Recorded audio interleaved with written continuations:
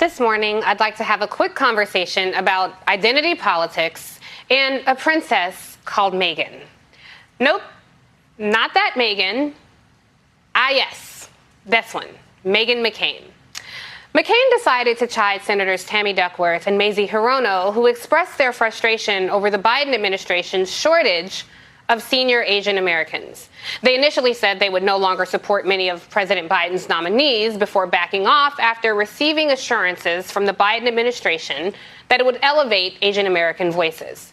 In response, McCain, whose talent, as far as I can tell, is finding great black hairstylists and benefiting from nepotism, had this to say. We've only had one Asian American co-host this show. So does that mean that one of us should be leaving at some point because there's not enough representation? We're talking about, is identity politics more important than qualifications of a job? Yes, one of you should definitely lose your job. I'll give you two guesses, but you'll only need one. So first, not sure if you guys know this or not because she's really shy about bringing it up, but Meghan happens to be the daughter of the late Republican Senator John McCain, but don't tell anyone because obviously she'd never want to bring that up every 5 minutes in lieu of having actual intellectual exchange. My father. I mean, my father. My father. My father. My father. My father. My father. My father. My father. My father. My father. My father. My father. My father. My father. My father. My father. My father. But yes, let's talk identity politics. Feminist writer Barbara Smith was among the three women who coined the term identity politics, and the original intent of the phrase was articulating black women's struggle at the nexus of race, gender, and class oppressions. But just like with hairstyles, Meghan, we've watched you take it, twist it, braid it, and lock it so it benefits the warped presentation of your own clumsy and ill-informed thoughts.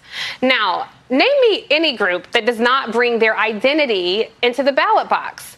When MAGA-donning Trump supporters showed up in droves, how often did we hear the term white economic anxiety? And note how white voters are always given cute little nicknames like Joe the Plumber or soccer moms or NASCAR dads. All of that, Meghan, is identity politics.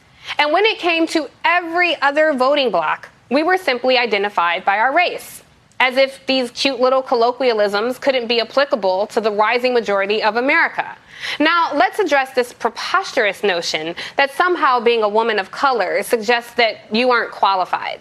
I actually understand why you may feel this way. Perhaps you assume that a person's ethnic identity may afford them some advantage. It's called projection, when one unconsciously ascribes traits that you don't like about yourself and attribute them to someone else. Like, I don't know, if my only talent was who I was related to, I may assume that everyone else had some similar unfair advantage, you know? But try being an ally instead of an adversary, because just so you know, in 2020, over 11 million Asian American Pacific Islanders were eligible voters, and those who did cast ballots played a huge role in electing President Biden. So the same way spoiled little gun-toting faux Christian narcissists get to make demands of their chosen politicians, so too do those of us who helped pave the way for this administration. The latest data we could get our hands on show that Asian Americans and Pacific Islanders are barely 3% of the broadcast media workforce, yet they are the fastest growing demographic in this country and represent nearly 6% of the population. Everyone deserves to see themselves reflected in this space. And as someone who grew up yearning to see my lived experience reflected back to me, and then had to crawl, claw, and fight at every turn to take up space in broadcast media, I simply ask, how dare you?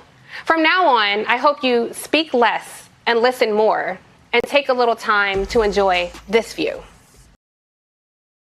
Hey, thanks for watching our YouTube channel. You should know that you can follow today's top stories and breaking news and catch up on your favorite MSNBC shows all in one place. Download the NBC News app today.